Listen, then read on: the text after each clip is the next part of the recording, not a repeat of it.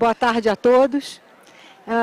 Vamos falar de desenvolvimento da Amazônia com um componente de adaptação a um clima que muda, a desastres que são cada vez mais intensos e imprevisíveis.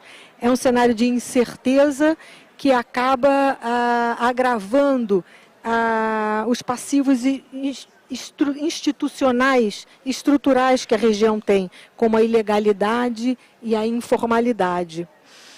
Mas acho que isso está cada vez melhor mapeado. E a pergunta que eu trago para o painel hoje, para a gente começar essa conversa, é: o que será que a gente não está vendo dentre as previsões climáticas, dentre as fragilidades da região? O que será que está faltando para que a gente, de fato, dispare uma mudança real de abordagem, seja de governo, seja de poder público, para a promoção do desenvolvimento na Amazônia? Eu vou pedir para o professor Emílio começar abordando essa pergunta, porque ele nos traz um pouco da perspectiva da incerteza climática, de grandes projetos e bem no centro do trabalho dele de pesquisa. Emílio, por favor. Boa tarde a todas e a todos. Efetivamente, o que a gente está vendo está na pergunta, né? Ilegalidade, informalidade. Então, antes de qualquer coisa, certamente precisamos de um choque de legalidade para o desenvolvimento mais sustentável da Amazônia. Eu vou colocar 3 elementos que podem contribuir também nessa linha: tecnologia, financiamento e certificação.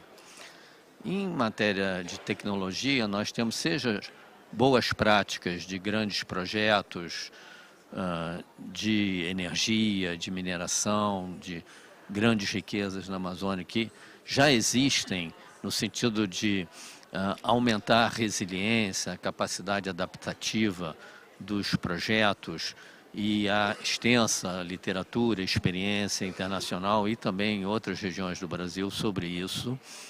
E também, sem esquecer, o nível da promoção, né, do desenvolvimento sustentável. Eu creio que é extremamente importante trabalhar a questão florestal, porque o desenvolvimento da Amazônia está intrinsecamente ligado a formas de conseguirmos valorizar a floresta. Então, antes de mais nada, precisamos preservar a floresta e restaurar a floresta. Uma das tecnologias nesse sentido que pode ajudar muito, né, em termos de toda uma série de práticas de integração, lavoura pecuária, de agricultura regenerativa, é também, do ponto de vista tecnológico, né, o uso da pirólise de resíduos para fazer o biochar, né, que é certamente uma forma de conservação de solos. Há um problema sério de conservação de solos no Brasil, de um modo geral, e particularmente na Amazônia há uma vulnerabilidade muito grande a isso.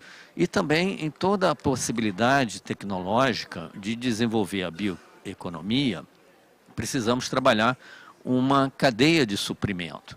Já existem bons exemplos, já existe algum reaproveitamento, por exemplo, de resíduos de açaí, existem experiências pilotos, até o uso de resíduos processamento do açaí na indústria de cimento, por exemplo, na Amazônia.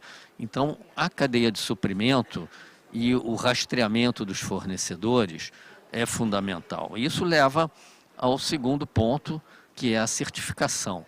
A certificação é fundamental para garantir a credibilidade e a integridade, não apenas a resiliência, mas trabalhando também pensando na captura de carbono, pensando em várias possibilidades que o Brasil vai ter que abrir, né, para se preparar e se defender de práticas protecionistas, comerciais, que já se anunciam na Europa e na América do Norte. Nós temos a EUDR, né, a legislação europeia para restringir desmatamento, o CBAM, e temos também oportunidades no mercado de carbono, e essa certificação precisa ser aceita pelos nossos parceiros internacionais.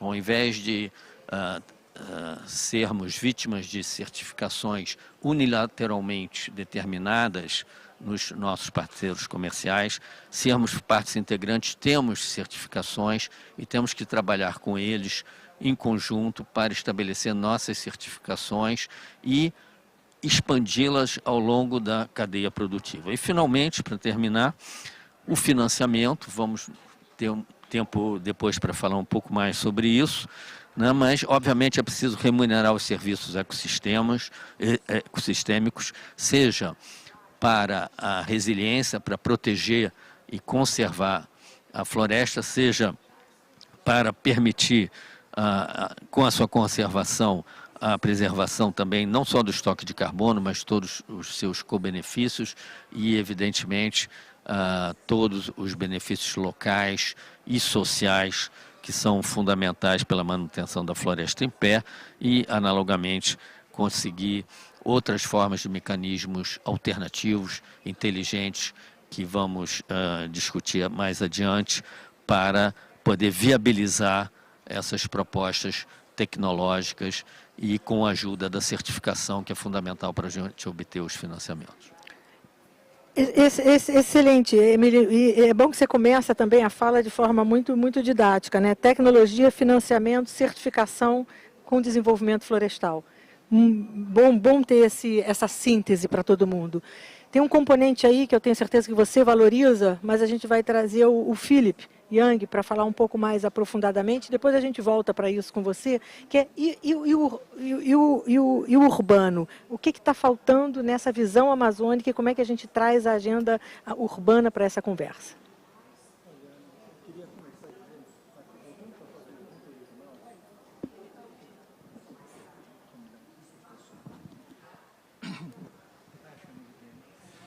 Voltando, Ana, para a sua pergunta original, eu acho que nós estamos vendo tudo, sim. A gente enxerga tudo, mas, enfim, eu quero fazer um disclaimer aqui, que eu sou novo nesse debate amazônico florestal. Dentro da minha inocência, eu acho que a gente vê tudo, nós enxergamos tudo, mas, com desconto da minha inocência, eu acho que a gente vive 4 grandes lacunas. A primeira grande lacuna, Ana, é uma lacuna de coordenação política. No âmbito do político, a gente vive uma grande lacuna de coordenação. A segunda grande lacuna é a priorização econômico-financeira. A terceira é uma lacuna de estratégia espacial territorial. E a quarta é uma lacuna de comunicação. Eu vou falar um pouquinho de cada uma delas. E a primeira delas, eu vou começar pelo econômico. Acho que o econômico a gente tem que fazer um esforço muito forte para evitar a dispersão de recursos. E como é que a gente faria para evitar essa dispersão? Dar um foco extraordinário no investimento da produção sustentável. Isso acho que falta muito, porque no fundo a gente vê uma dispersão de recursos que é muito perigosa. Isso teria uma primeira implicação, que acho que talvez seja um pouco técnica, e que talvez seja arriscada para eu dizer, mas eu acho que implica a gente se afastar dos mercados de reflorestamento por mercados de carbono e se concentrar mais em atividades rentáveis. Atividades sustentáveis rentáveis. E as rentabilidades que a gente conhece, elas sustentam esse argumento, né? As rentabilidades por hectare por ano de atividades predatórias, elas chegam a um teto de $1.500 por ano. Né? E, aparentemente, até onde eu sei, as rentabilidades das atividades bioeconômicas sustentáveis, elas têm um teto de 5.000. Então, por que não substituir? Eu acho que o foco da priorização econômica, de alocação de capital, precisa ser devotada para isso. Né? Estou me arriscando aqui, mas eu acho que a gente tem que usar todas as forças que o mercado oferece, dentro de uma moldura governamental regulatória muito forte, para promover a preservação da floresta. O outro significado dessa concentração tem a ver com o ecossistema de financiamento. Hoje, apesar de não ter rios, mundos de dinheiro no ecossistema de financiamento, o que eu vejo é que você tem muito mais dinheiro do que projeto. isso aponta para uma lacuna do quê? De estruturação de projetos. Eu tenho a impressão que a gente não tem um mercado forte de estruturação de projetos. Tem dinheiro sobrando, aparentemente. A gente tem problema de gestão de fundos, de alocação nos fundos, né? De novo, não é gigantesco comparado com o que o Vale do Silício tem, mas é um dinheiro que tem em excedente em relação ao número de projetos que estão sendo ofertados. Estratégia a lacuna de estratégia territorial, eu diria que é muito importante a gente focar em áreas que estão ameaçadas. E eu começaria pelas franjas das áreas urbanas. Acho que elas são importantes por duas razões. Primeiro, porque elas têm uma ameaça natural de estarem sendo invadidas. E segundo, porque elas vão servir, a gente vai discutir talvez depois, elas podem servir de plataforma de articulação das cidades com o campo e da articulação da floresta com o resto do mundo, as áreas periurbanas. Esse seria um foco muito importante. E finalmente a questão da estratégia de comunicação. Eu tenho a impressão, eu vou ser inocente aqui de novo, mas eu acho que sempre a narrativa da comunicação, da defesa, da preservação das matas, tem a ver com uma narrativa de defesa. A gente está sempre na defensiva. Eu acho que a gente precisa de uma narrativa, uma comunicação muito mais agressiva. A gente tem que sair da defesa e ir para o ataque, né? A gente tem que... Eu acho lindo, né? Tem uns termos técnicos que eu acho muito bonitos. A gente fala de zonas de amortecimento, é lindo, né? Enfim, corredores ecológicos, são lindos tecnicamente, mas eles são insuficientes do ponto de vista político, de mobilização. A gente tem que falar de zonas de ação, de corredores de desenvolvimento, para poder congregar mais as pessoas, senão a gente fica nessa de defender, a gente tem que atacar. O reflorestamento tem que atacar o desmatamento, né? E não a gente se defender do desflorestamento. Muito obrigado, Felipe. Então, você está falando de coordenação política, coordenação do financiamento. Adorei o ponto de que talvez precisemos de mais projetos do que de mais dinheiros, ou talvez as duas coisas, projetos para fazer bom uso dos recursos disponíveis, comunicação e uma abordagem territorial que priorize paisagens. Talvez eu levantasse numa conversa aqui com vocês, e eu vou deixar isso como a ponte para Maria. Será que não está faltando também nessas suas 4 lacunas a capacidade de governo? Como é que a gente está trabalhando para estruturar governo e políticas públicas, trazendo esse olhar? Maria, o que está faltando para a gente disparar uma mudança? Qual é a chave que precisa ser virada para a gente pensar no desenvolvimento da Amazônia, num outro padrão que não é o padrão que a gente tem até aqui? Obrigada, Cristina, prazer. Boa tarde a todas, todos aqui. Primeiro, respondendo um pouco a tua pergunta geral, que a gente não está vendo, e sobretudo sobre o nosso tema, né, que são cenários e impactos regionais. Eu acho que o que a gente não está vendo, ou o que é novo, talvez, que está vendo, mas é uma coisa que a gente não sabe ainda talvez como tratar, é justamente que a gente está entrando num cenário no que é as mudanças do clima, de enorme incerteza e de ter que pensar o desenvolvimento considerando as grandes incertezas. Eu acho que do ponto de vista, por exemplo, econômico, fiscal, de planejamento, que possa ser urbano ou político, a grande realidade que a gente tem para frente é uma grande incerteza. Ou seja, sabemos que vão haver impactos do clima que estão acontecendo, aliás, no Brasil, de forma muito mais intensa na Amazônia, inclusive em termos de proporção de graus centígrados, de aumento de graus centígrados que outras partes do Brasil. Sabemos que vão haver com mais frequência e intensidade os eventos, mas não sabemos como, quando e que intensidade será, né? Mas a gente tem que entender que essas incertezas serão a nova realidade, e tudo que a gente tinha como informação histórica já não é só suficiente. Então, eu acho que isso é um ponto muito importante que, em particular com o caso da Amazônia, traz uma necessidade de repensar também, a gente está aqui nesse evento para falar de novas economias, como a gente repensa também as economias da Amazônia.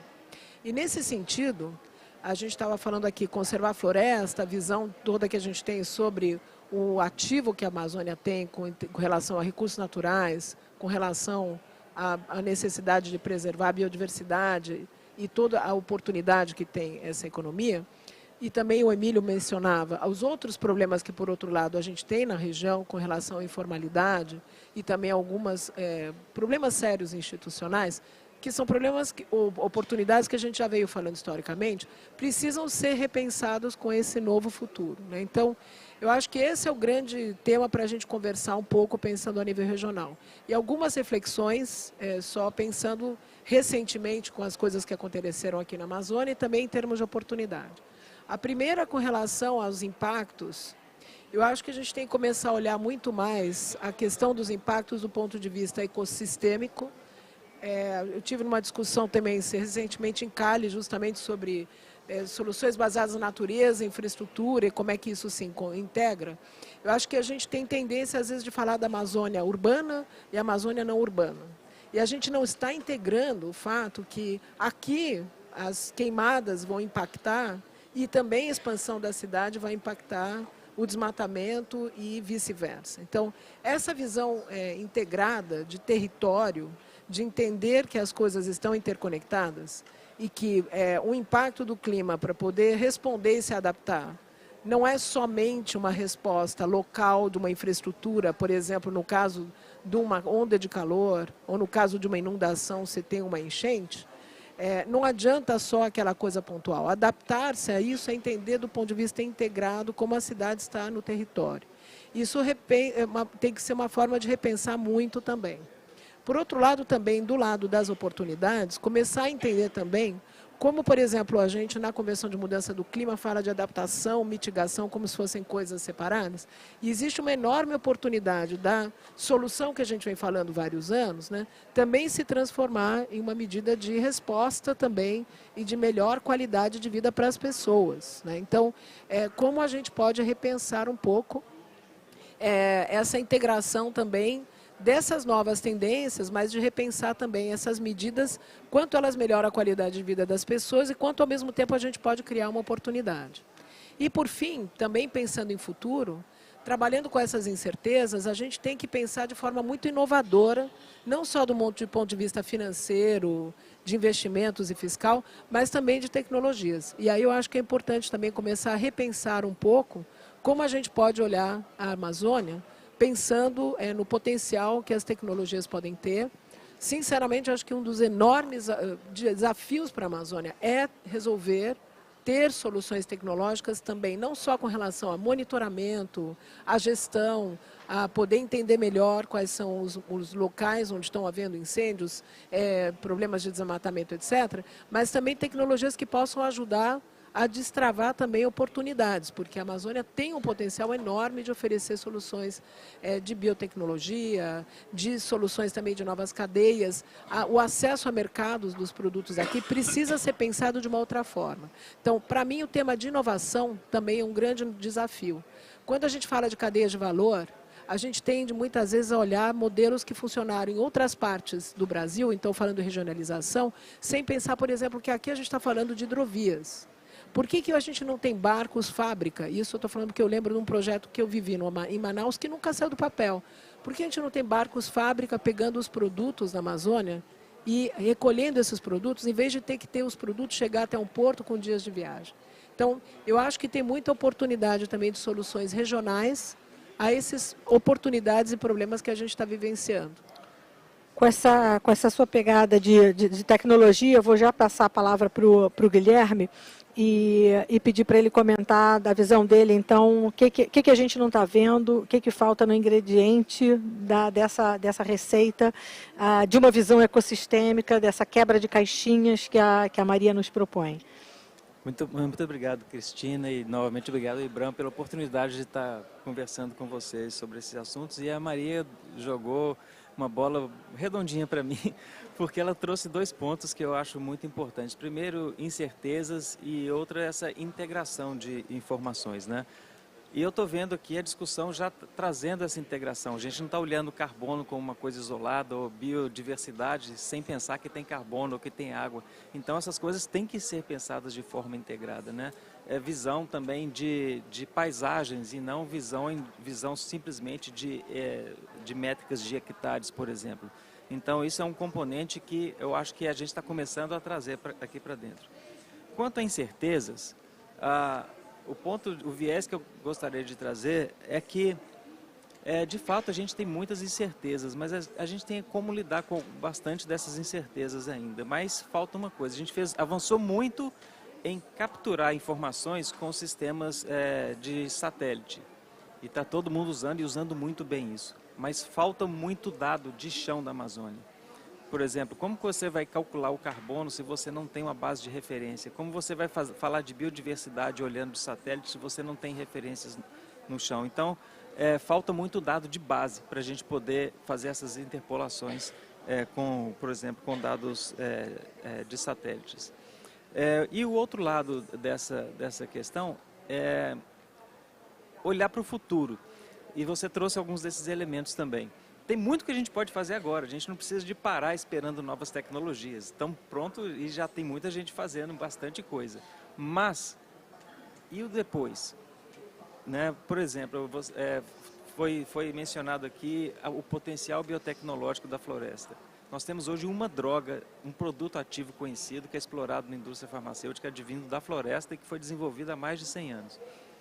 Então, o potencial está inexplorado e eu acho que endereçar esse potencial diretamente que está na nossa biodiversidade, hoje nós sabemos como fazer. Não é uma resposta para amanhã, mas que tem que ser começada a construir hoje.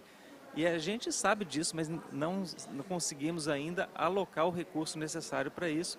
Né?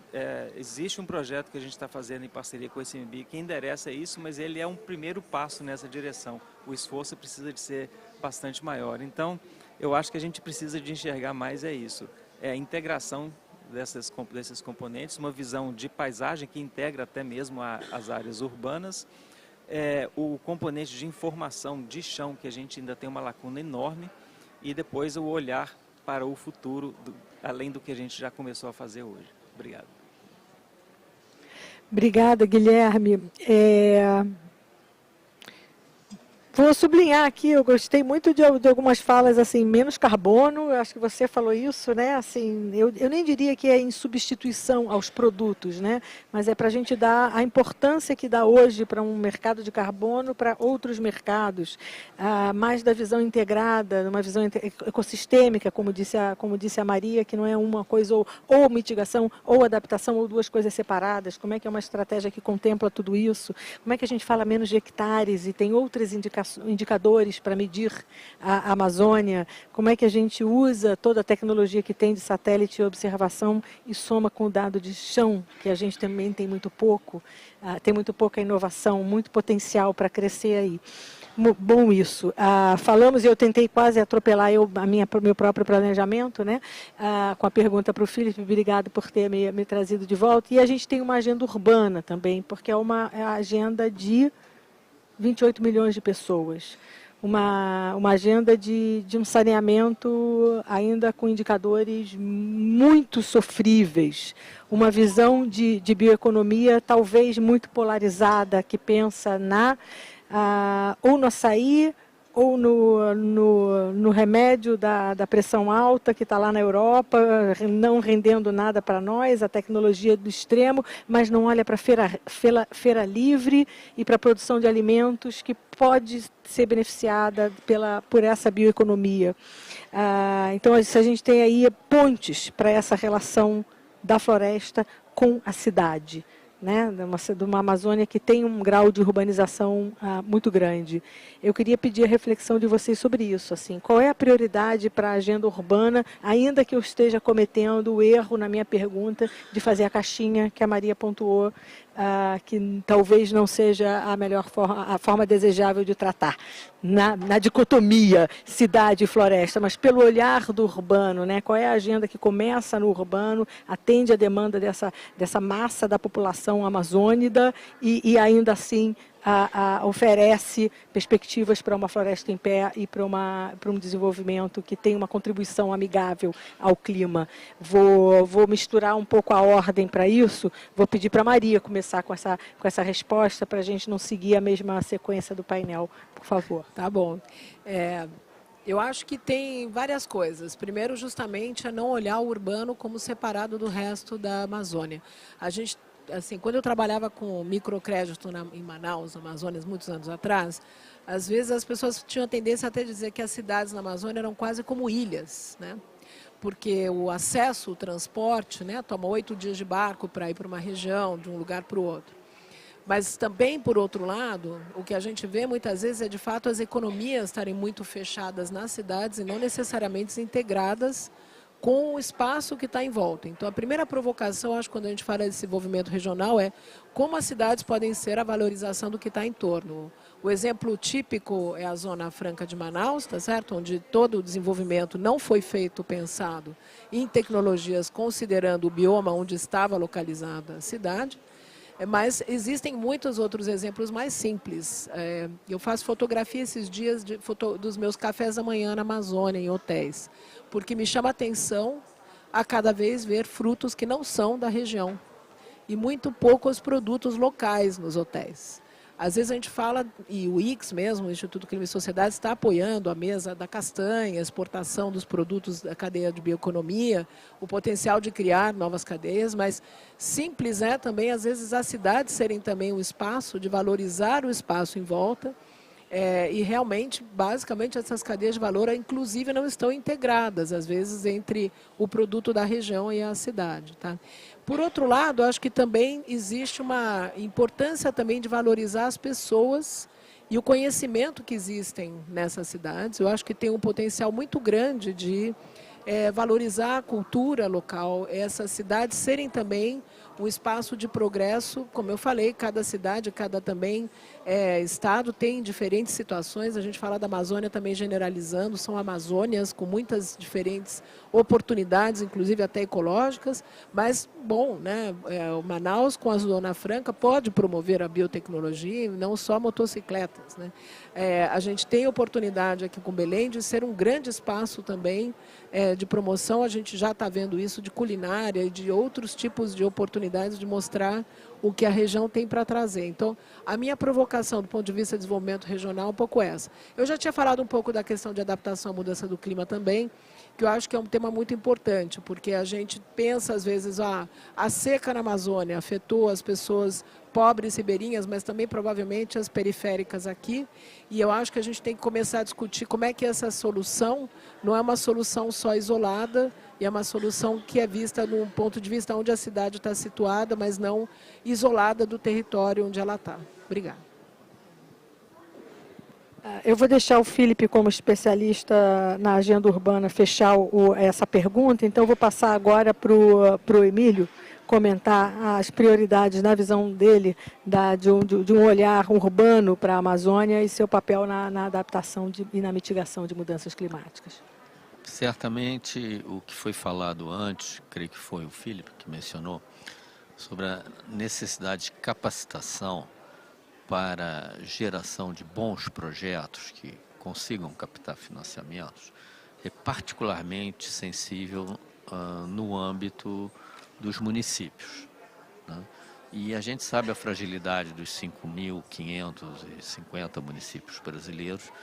Na Amazônia nós temos os municípios maiores do Brasil, em extensão territorial, com problemas de acesso, de mobilidade, de transporte muito sérios e com indicadores sociais, de saneamento, de saúde, muito precários, né?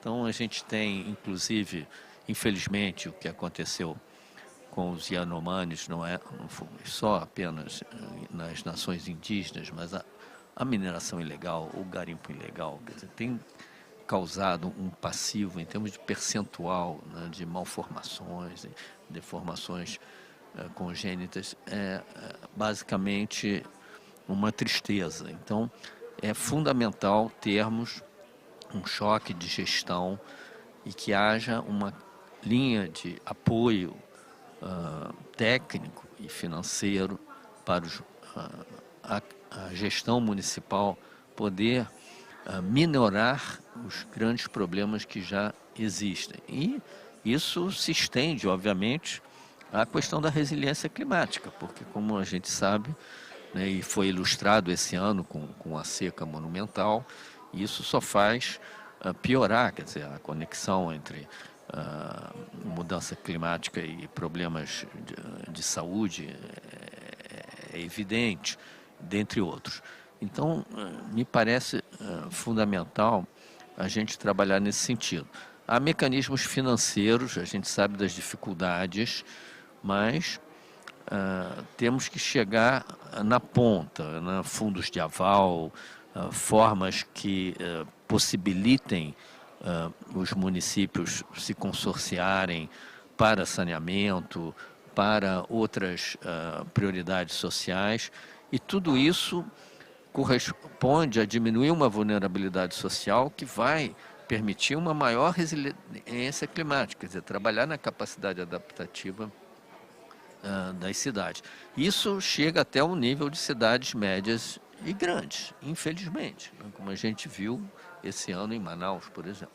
Então, é um problema extremamente sério e eu diria que, de novo, temos recursos, né, que podem ser alavancados, precisamos de formas inteligentes, de mecanismos inteligentes de financiamento e, para isso, é necessária capacitação.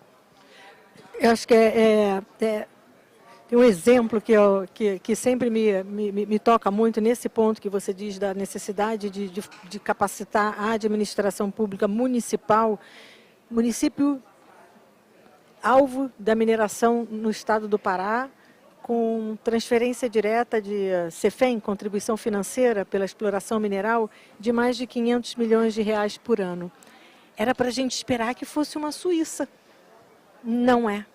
As diferenças nos indicadores básicos de desenvolvimento não são expressas, não traduzem a disponibilidade de recurso financeiro pela fragilidade da gestão. As hidrelétricas do Madeira, por exemplo, outro exemplo. Todas essas compensações ambientais falham na capacidade municipal de implantar os projetos. Exatamente. Guilherme, o que você, no Instituto Vale, que é o olhar de vocês, que projetos vocês têm, que projetos vocês buscam para endereçar esse desafio da agenda urbana vamos dizer, nesse contínuo da necessidade do recurso financeiro, a gente sabe que é importante, mas de um recurso que muitas vezes é disponível, mas mal utilizado ou não utilizado por dificuldades de gestão, seja da própria administração pública municipal, seja da sociedade civil, seja do setor privado que não está ali empreendendo, buscando inovação. O que vocês têm, qual é a visão de vocês para esse dilema?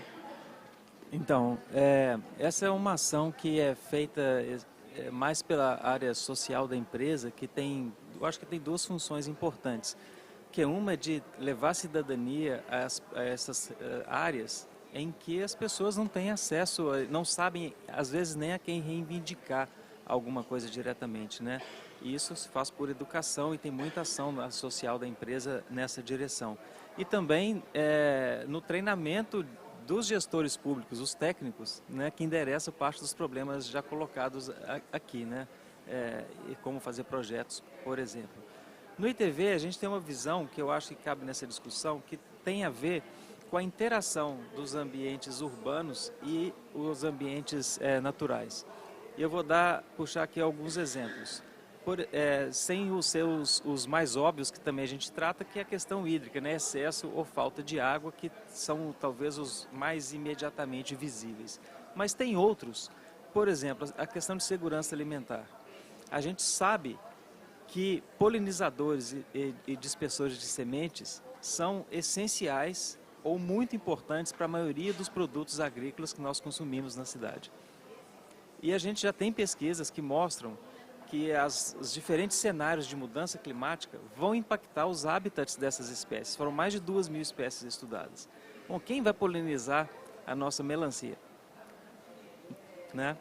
Então, são impactos que podem vir diretos na disponibilidade de alimento para o ambiente rural, mas também para nós que moramos na cidade, né? Outro aspecto que também a gente tem menos hoje estudos, mas existem estudos, é sobre o impacto de mudanças climáticas na prevalência de vetores de doenças. Né? Isso a gente na verdade, a gente já viveu isso. Né? A explosão de algumas febres virais, por exemplo, em relação à maior presença desses mosquitos vetores. E um exemplo recente do Instituto, olhando aqui em Belém, nós fazendo análise do DNA ambiental na água urbana, nós encontramos o vetor da esquistossomose. Né? Não há nenhum sinal de transmissão endêmica, mas o vetor está aí. Né? Então esse é um outro exemplo. Então, assim, existe uma interação entre os ambientes naturais em termos de serviços ecossistêmicos, regulação microclimática, que impactam a nossa vida diretamente, né?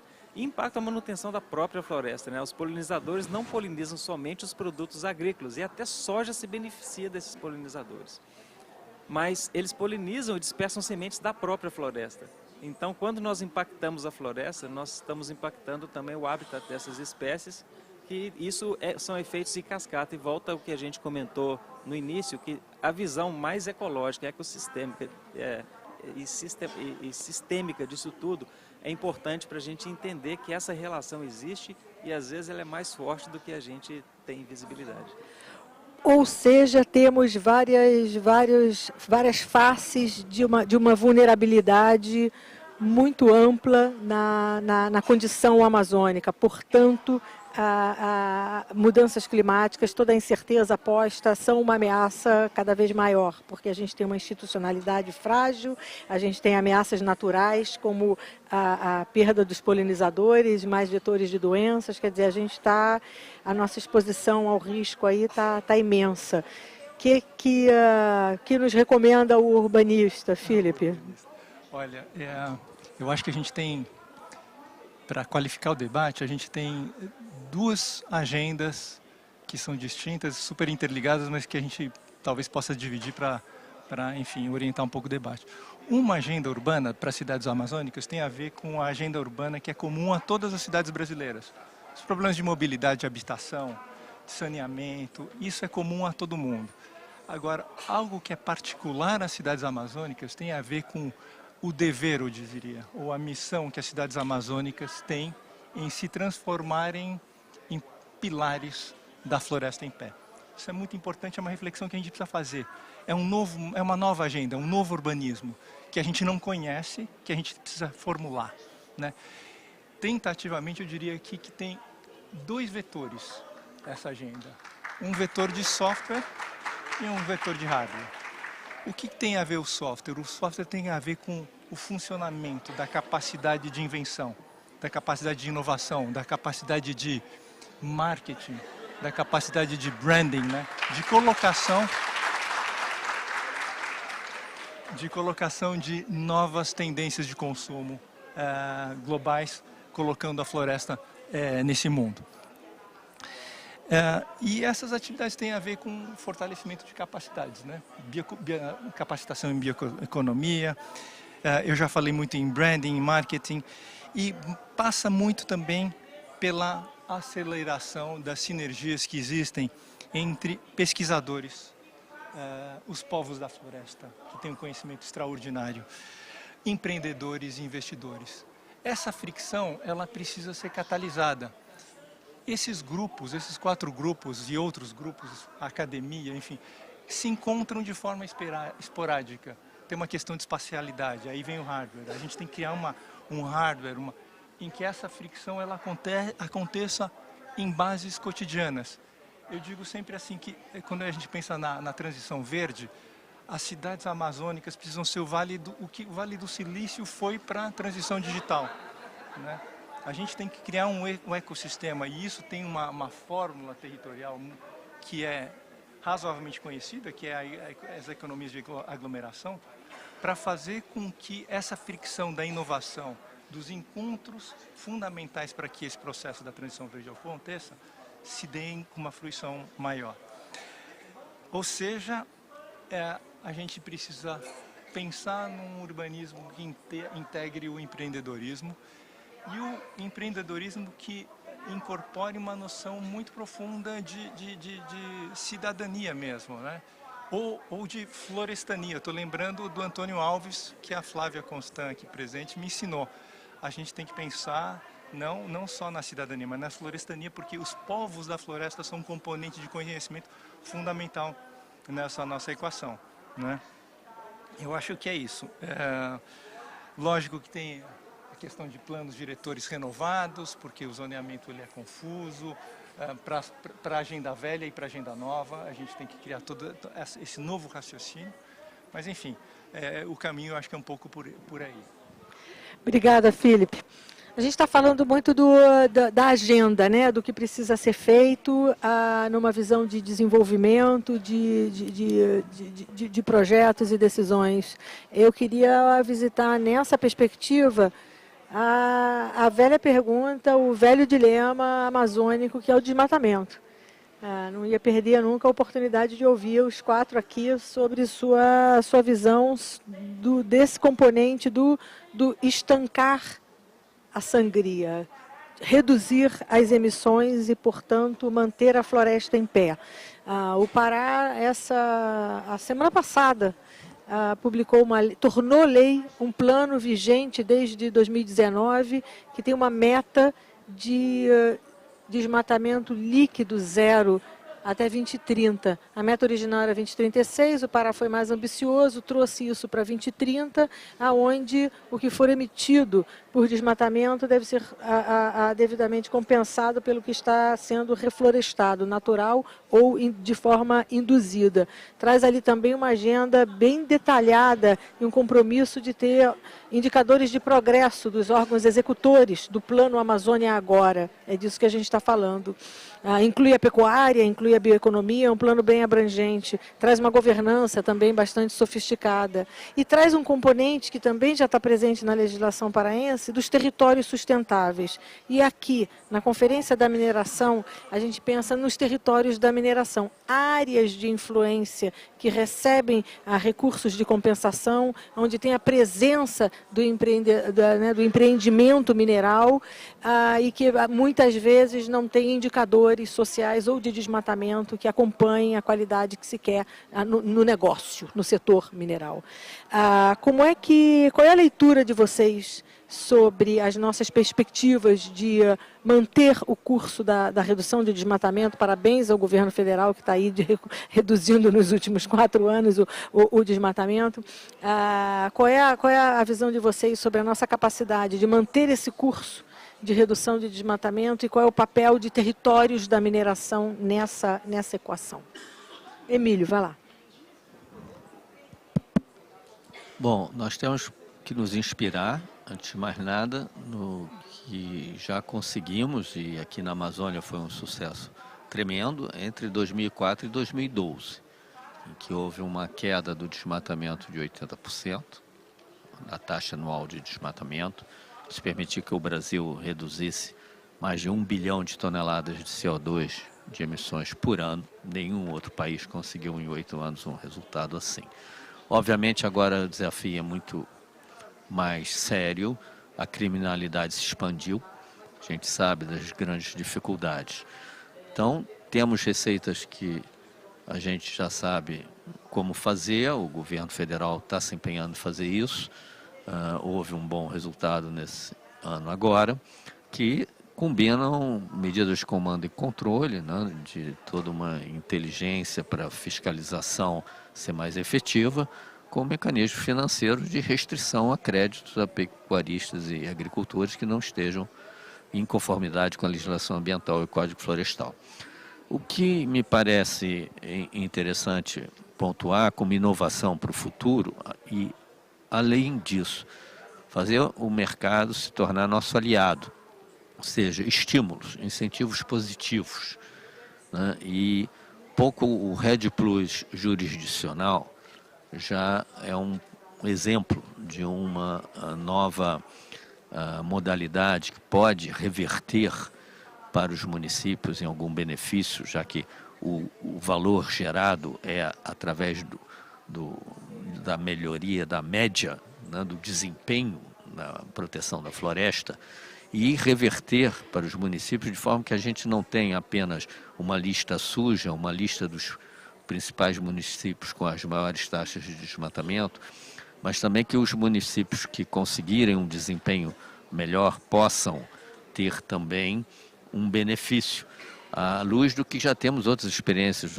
Brasil afora, o ICMS verde, agora com a reforma tributária vai mudar o nome do imposto, mas enfim, mecanismos de recompensa por desempenho em termos de combate ao desmatamento. Eu creio que essa é a chave e eu acho que isso pode ser complementado com financiamentos internacionais, com uma série de, novamente, certificações são fundamentais para evitar perda de credibilidade e condições de bons projetos para captura, né, de financiamentos internacionais, além das verbas que os estados e o governo federal puder alocar nesse sentido.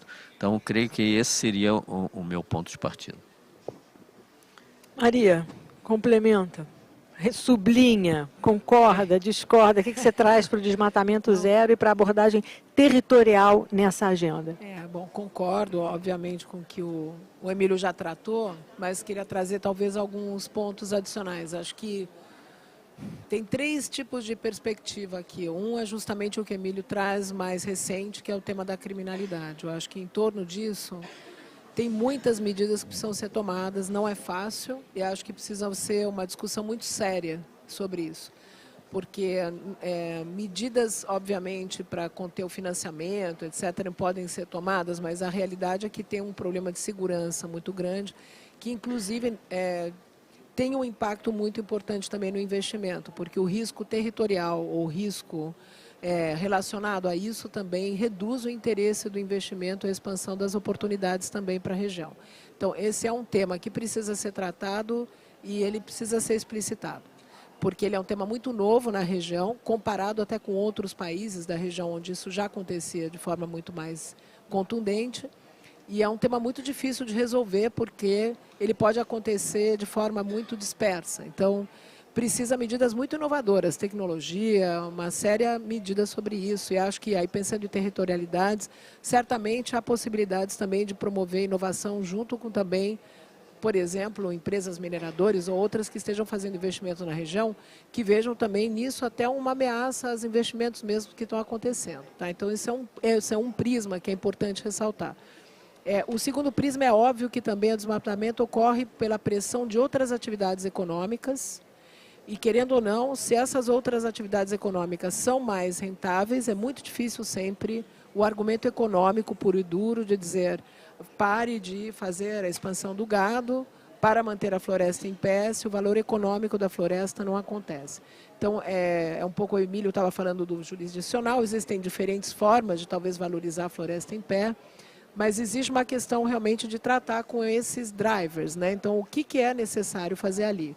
Então, acho que é importante entender até que ponto esses drivers são realmente drivers, porque são pessoas que se expandem e não têm, digamos, limites, ou também são por questões até de informalidade, de falta de capacidade, que são, às vezes, pequenos agricultores, etc. Então, essa questão também precisa ser tratada de forma muito explícita e entendida. E a terceira, obviamente, aí um pouco o Emílio tratou, é essa questão da valorização da floresta em pé como um ativo econômico, uma oportunidade para a região. E isso precisa de uma discussão muito profunda, porque, de novo, a gente estava falando aqui da biotecnologia, estava falando de a gente valorizar a ecologia, entender também que a floresta ser desmatada tem um impacto negativo, não só econômico, mas também na qualidade de vida das pessoas que vivem aqui. Essa intersecção de como a gente começa a valorizar a floresta é difícil, mas necessária. A bioeconomia é uma forma para as pessoas locais poderem valorizar a floresta. Talvez não seja uma alternativa em si economicamente viável contra, por exemplo, grandes expansões de mineração ilegal, mas elas são uma forma, por exemplo, das pessoas não irem trabalhar para esses negócios, né? Então, tem diferentes formas também, e eu acho que não existe uma resposta bullet. Há uma necessidade de repensar o desenvolvimento da Amazônia, para dar essa valorização. E o carbono, ou pelo menos o pagamento por serviço ambiental, ou Tropical Forest Forever, tem diferentes propostas que estão na mesa, precisam ser seriamente conversadas, mas, sobretudo, também como isso traz o valor para as pessoas que estão na floresta. A grande preocupação que eu tenho, às vezes, justamente com o jurisdicional ou com o TFFF, etc., é como isso, de fato, vai retornar às pessoas que estão na Amazônia. Tá? E essa é uma discussão que a gente precisa ter, porque se não são atividades onde se criam empregos e retorno para as pessoas, o desmatamento pode continuar acontecendo. E sem a devida institucionalidade, a reversão simplesmente de capital financeiro pode também ser um motor de desmatamento. Eu queria só comentar que assim, me surpreende muito que há 10 anos atrás a gente ouvia do agro, que eu, num cenário aqui de Pará, segundo maior setor da economia paraense, o primeiro, obviamente, é a mineração, que promove essa discussão, e que talvez tenha que trazer o agro a um discurso de 10 anos atrás, onde a gente ouvia unanimemente que o Brasil poderia se manter como uma importante potência agrícola sem desmatar mais nenhuma árvore. Era um alento poder ver isso, e a curva do desmatamento, da queda de desmatamento de 2004 a 2012, junto com o aumento das exportações agrícolas, era de um alento de pensar que é possível conciliar, então. Eis que, em poucos anos, a gente perdeu essa mensagem. As lideranças do agronegócio hoje não falam mais, não reafirmam essa cultura de uma floresta que pode estar em pé com um agronegócio pungente. Então, aí eu acho que a gente voltou para um limbo que, para mim, é muito preocupante, é quase desesperador. E talvez, pelo que você diz, né, do empreendimento mineral estar preocupado também com as suas emissões, também com o seu entorno, e o mercado está pedindo isso, talvez ele possa trazer esse agro que vê que ele tem uma circunscrição territorial que não impede a produtividade e o seu sucesso. Você queria complementar? Trazer um ponto a mais, só para uma coisa que me choca, mas é o caso de alguns, eu escutei de algumas empresas grandes, que é de dizer que elas são Amazon Free. Okay? E esse é o ponto que eu acho que a gente tem que tratar aqui também. Que quando elas dizem que elas são Amazon Free, elas estão dizendo que elas não querem se meter nesse risco todo. Então, também, a gente não tratar dessa questão da criminalidade, da pressão, etc., é um desserviço para o desenvolvimento da região também. A gente perde um ator importante para essa agenda, e para a empresa um investidor, e é quase um lavar de mãos, né? Deixa que lá a Amazônia, que eles se resolvam, o meu negócio ali. Isso é um cenário péssimo. Como é que vocês estão vendo isso, Guilherme? Então, do ponto de vista do território da mineração, existe uma oportunidade que eu acho bem interessante, que a gente está trabalhando na Vale agora também numa parceria com a Hidro, é de entender o processo de minerar a partir do seu início numa estratégia de no net loss ou até net gain em termos de biodiversidade. Isso é muito interessante porque você já busca alternativas de trazer esse ganho desde o primeiro momento. E na métrica que nós usamos em uma das áreas Vale, agora expandindo para todas as outras, a gente observou uma coisa interessante. Com intencionalidade, mas sem a quantificação disso, no início a gente viu que houve um ganho de biodiversidade por ações fora da floresta, especialmente de recuperação de áreas que antes eram pastos degradados, né? Mas se a gente olha no entorno de todo o território, além das áreas da empresa, houve um ganho pequeno devido principalmente a áreas que foram largadas e floresta secundária apareceu ali naturalmente, né? Então, eu acho que essa intencionalidade do no net loss traz oportunidades também de comunicar não só com as áreas da empresa, mas talvez com outros atores dessa região, por exemplo, o pequeno produtor, que pode também ser integrado nesse processo, nessa conta de no net loss, e também com ações voluntárias, que, como foi falado no painel na sessão anterior, a empresa está investindo muito nisso. Então, esse conjunto de fatores, eu acho que pode ser importante para trazer ganhos de biodiversidade, e não só de biodiversidade, mas a gente pode integrar nisso aí também, por exemplo, a proteção de nascentes, né? trazer as espécies nativas para esse espaço, inclusive em sistemas agroflorestais. E eu vou trazer aqui mais um elemento, exemplificando com a produção de uma planta que se chama jaborandi, que hoje é extraída da floresta. É um trabalho muito árduo e ela não é plantada fora porque ela não produz o composto pelo qual ela é extraída. Mas hoje a gente está fazendo um trabalho de entender a genética dessa planta para que ela produza fora da floresta e traz um elemento a mais para se plantar isso em sistemas de agrofloresta com uma planta que tem um valor agregado bastante alto. Então acho que existem coisas que a gente pode fazer aí que contribuem para esse ganho de biodiversidade dentro do território da mineração. Só eu que não sei, todo mundo sabe para que serve o jaborandi? O jaborandi? Então, tipicamente a gente acha em prateleira de farmácia para colocar no cabelo, né? E se fizesse cabelo crescer, eu era cliente. Mas a molécula que é extraída do jaborandi é uma molécula que se chama pilocarpina. E ela é usada para tratamento de várias doenças, tipicamente o glaucoma, e hoje é vendida por grandes indústrias farmacêuticas. Recentemente ela foi aprovada também para o tratamento de presbiopia, né? A gente vai ganhando uma idade e vai usando óculos. Você imagina, todo mundo aqui vai precisar dessa molécula e não tem planta na floresta que dê conta disso. Maravilha. Felipe, tua visão de desmatamento zero, de territórios minerais como forma de instrumentalizar essa proposta que a gente discute aqui de um desenvolvimento amazônico integrado de urbano e rural, de um ecossistema forte, resiliente. Qual é a sua leitura? Eu acho que talvez uma outra forma de traduzir isso, além do olhar do desmatamento zero, é o olhar de que papel pode ter o setor mineral na promoção disso numa escala territorial, quer dizer, municipal, regional, assim, não estadual, né, subestadual, digamos assim. Não sei se, com relação ao setor mineral, teria coisas a dizer. Acho que o Guilherme falou tudo e eu não entendo exatamente como é que isso seria colocado. O que talvez eu pudesse dizer é que, enfim, em função dessa curva declinante de desmatamento que a gente conseguiu lograr esses últimos tempos, a gente tem um certo otimismo e a gente pode talvez sair do limbo ao qual você se referiu, né? E uma das formas que a gente, talvez, do ponto de vista da visão, da missão e da narrativa que a gente possa criar, é que a gente devesse sair da defensiva de novo, ir para uma ofensiva e buscar um desmatamento negativo, metas de desmatamento negativo. Eu lembro, agora há pouco, a Thelma Krug estava falando que ela condicionaria sempre as NDCs a contribuições internacionais, em função do que ela vê como centralidade do Estado no processo. Eu acho isso certo, mas eu acho que a gente pode ser mais ousado.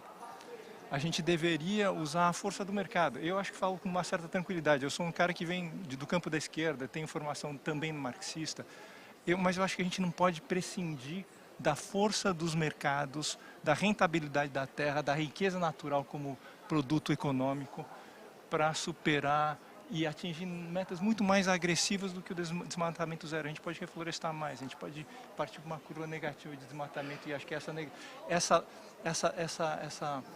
atitude de saída defensiva e ir para uma luta de ataque, acho que pode ser muito mais construtiva e bela no contexto da trajetória até a COP 30 que a gente precisa construir.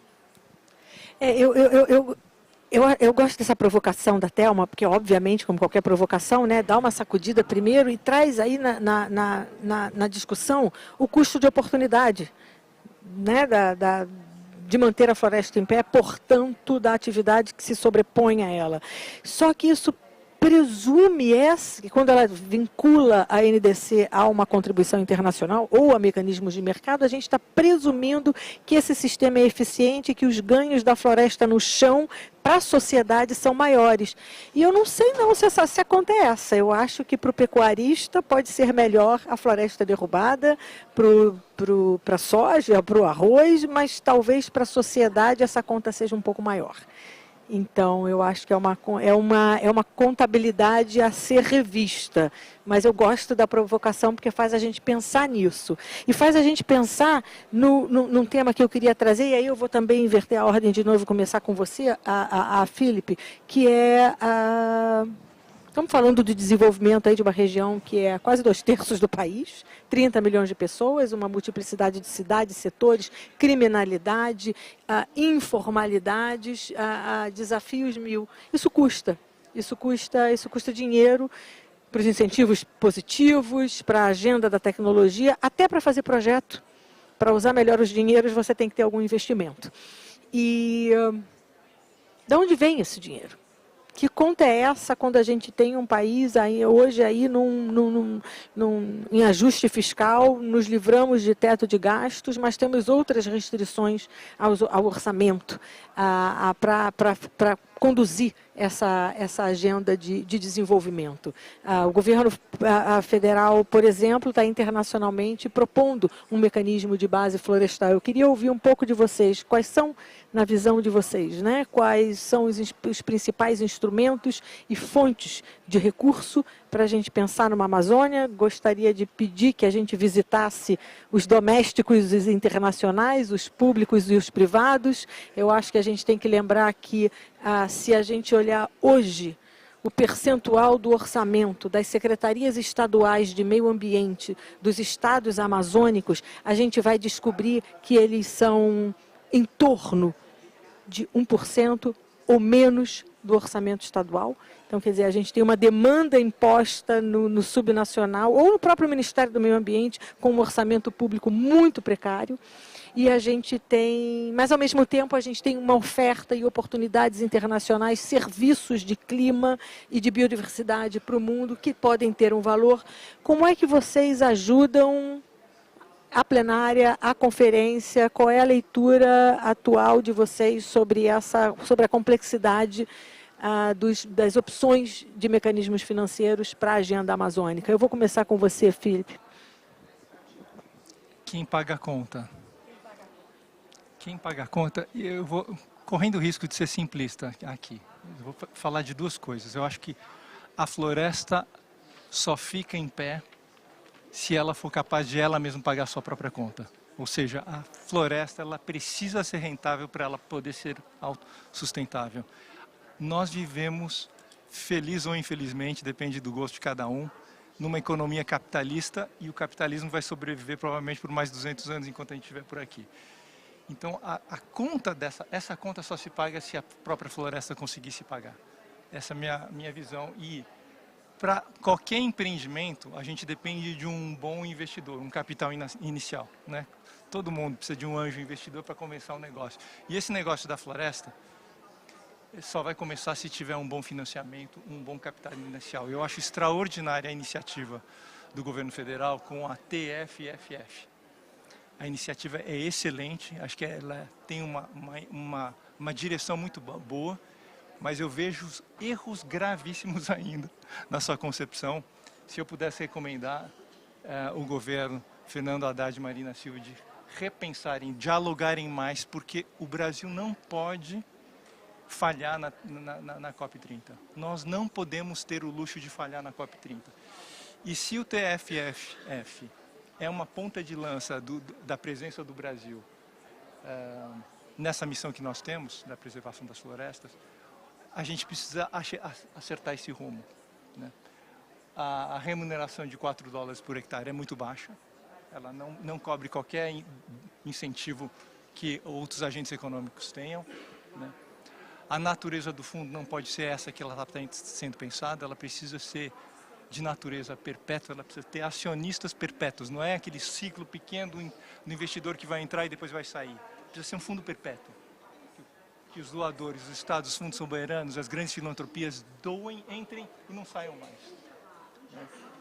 Então, esses ajustes precisam ser feitos. E eu espero que a gente tenha a voz, todo mundo, né, para levar essas contribuições, porque é uma peça extremamente preciosa para o Brasil, para o mundo, na sustentação das florestas, nessa conta que a gente tem que pagar, né? A gente tem que pagar e a floresta tem que pagar e alguém tem que investir. Vamos rodar na sequência, Emílio. Quem paga a conta?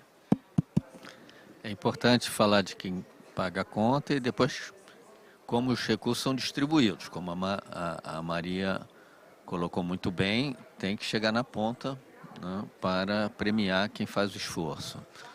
Eu creio que temos fontes nacionais, inicialmente, nós temos o Fundo Clima, podemos ter receitas do Sistema Brasileiro de Comércio de Emissões, que está em vias de ser aprovado no Congresso Nacional, mas certamente, dada a magnitude da Amazônia, o seu peso e sua relevância como patrimônio mundial, certamente temos uma oportunidade de captar recursos internacionais.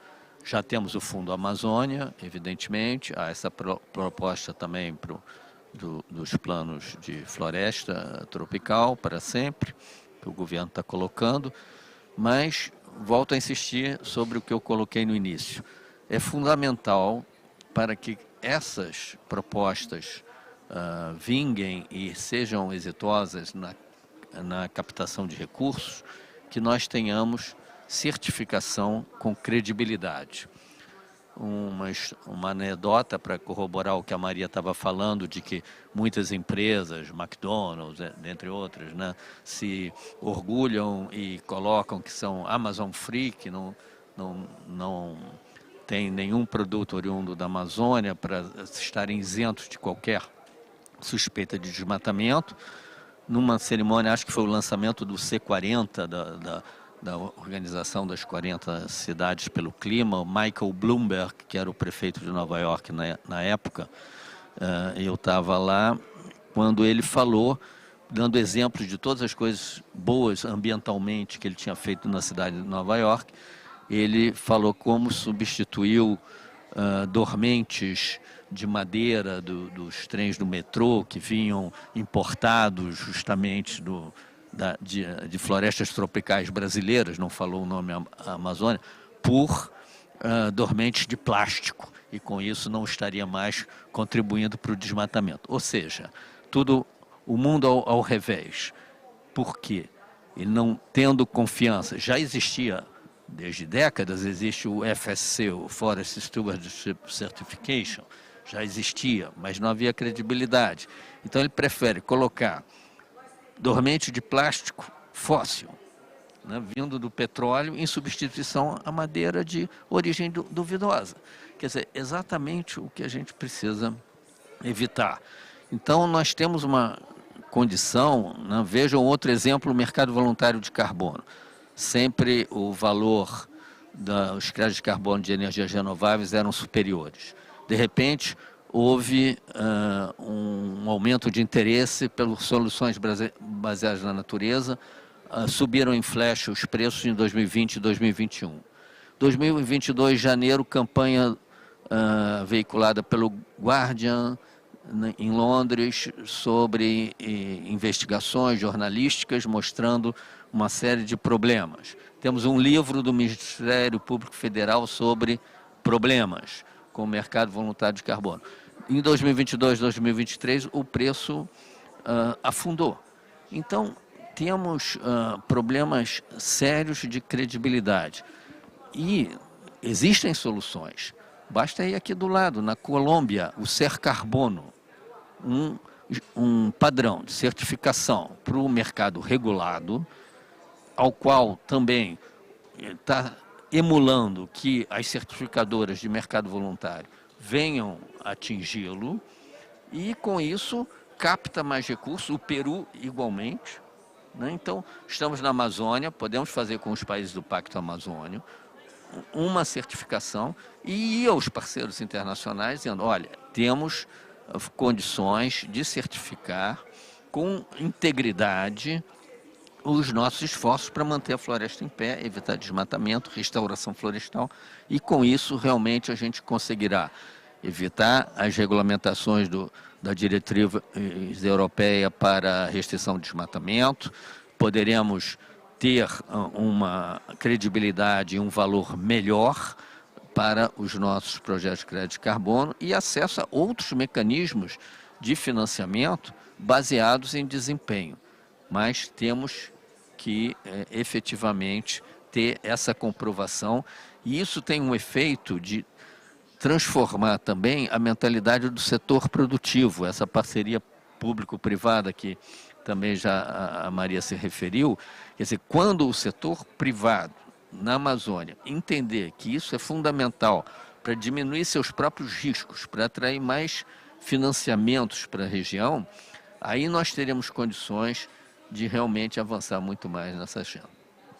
Obrigada, Emílio. Maria, conta um pouco da visão de vocês e o que o IX está fazendo nessa agenda. Tem que dar uma cápsula, em 3 minutos. Talvez o que eu queria tratar, para tratar um pouquinho uma coisa mais de uma outra forma, quando a gente fala de financiamento, eu acho que tem 3 temas muito diferentes com relação, em particular, à Amazônia.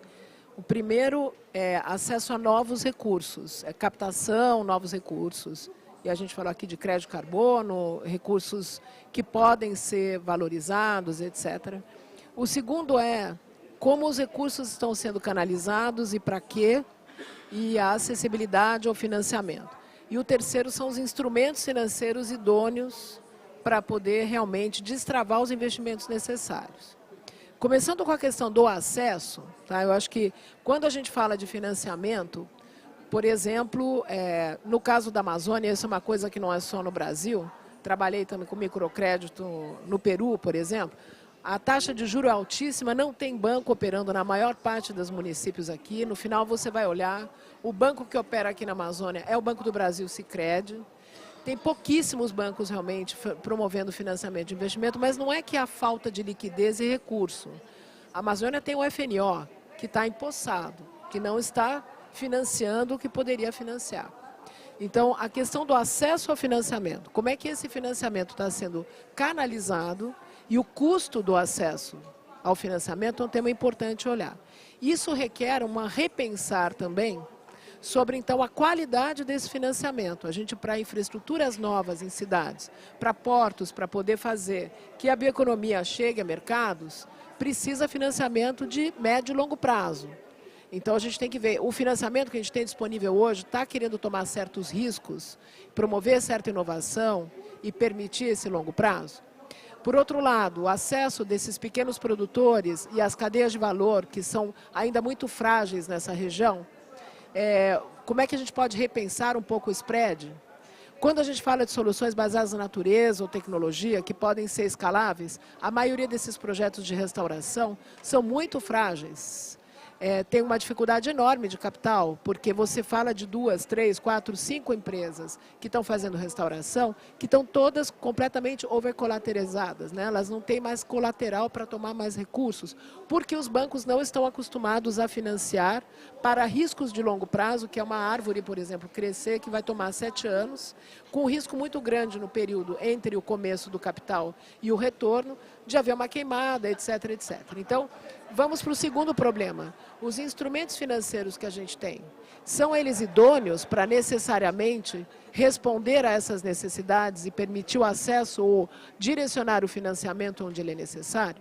Então, também, isso é uma coisa que a gente precisa discutir, porque não é só trazer mais recursos ou valorizar o carbono, etc. É realmente pensar os problemas que a gente precisa resolver, são problemas diferentes e ter os mecanismos idôneos para cada um desses casos. Financiar grandes infraestruturas na Amazônia para poder destravar, por exemplo, o acesso a mercados, necessita um tipo de instrumento.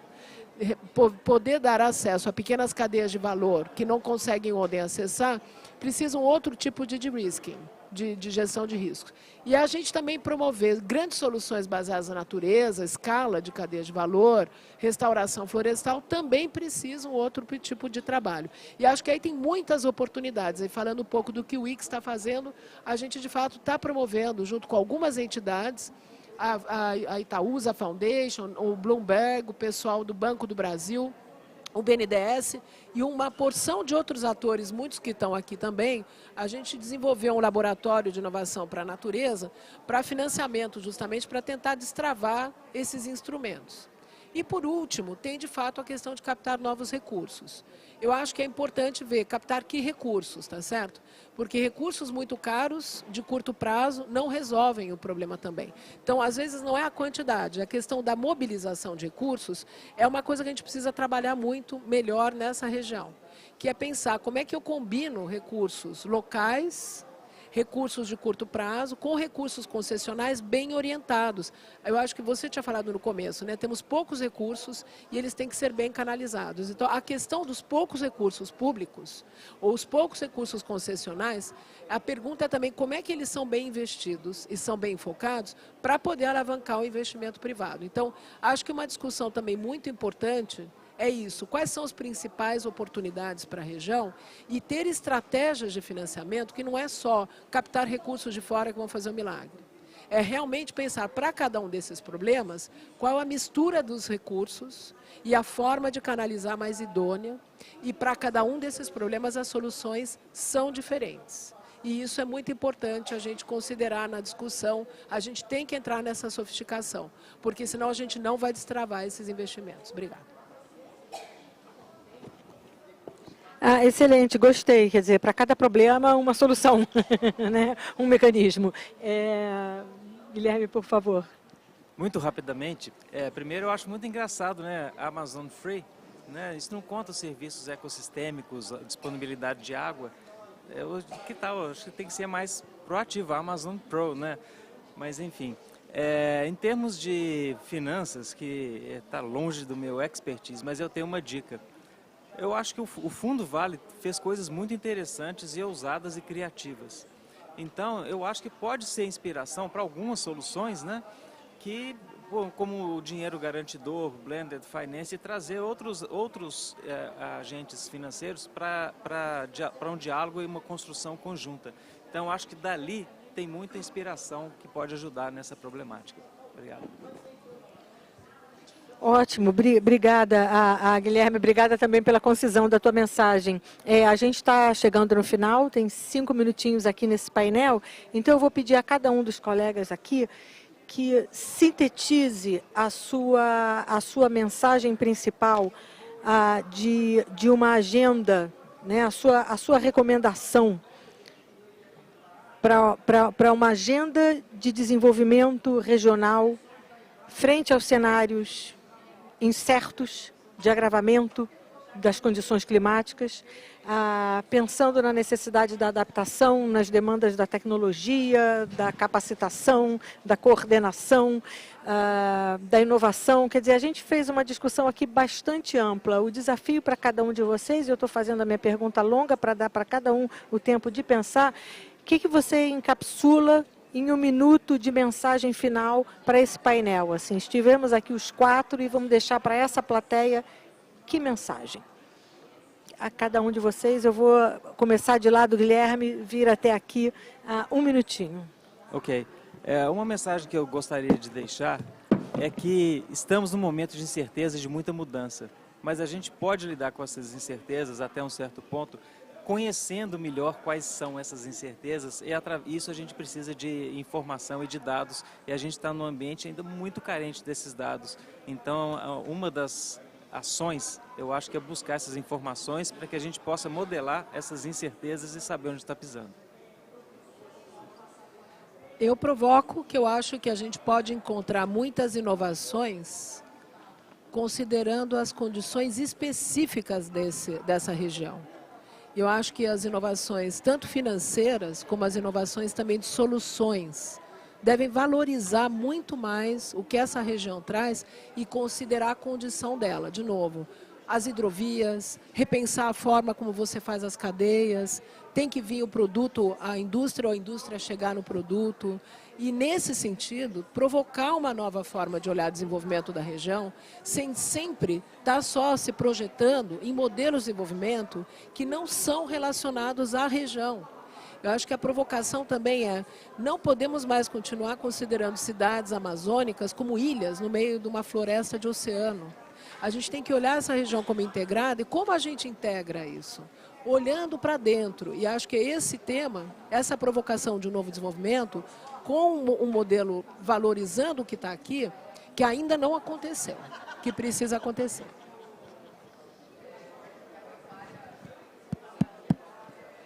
Eu creio que a mensagem central poderia ser, em termos específicos para a Amazônia, que não basta parecer ser sustentável, temos que demonstrar que somos sustentáveis. Então, isso se aplica justamente esses mecanismos para recuperar a credibilidade, né, que a gente está com uma incerteza muito grande, né, quanto à integridade de todas as práticas que estão acontecendo aqui. Isso dificulta, aumenta a percepção de risco, né, e dificulta a atração de capitais.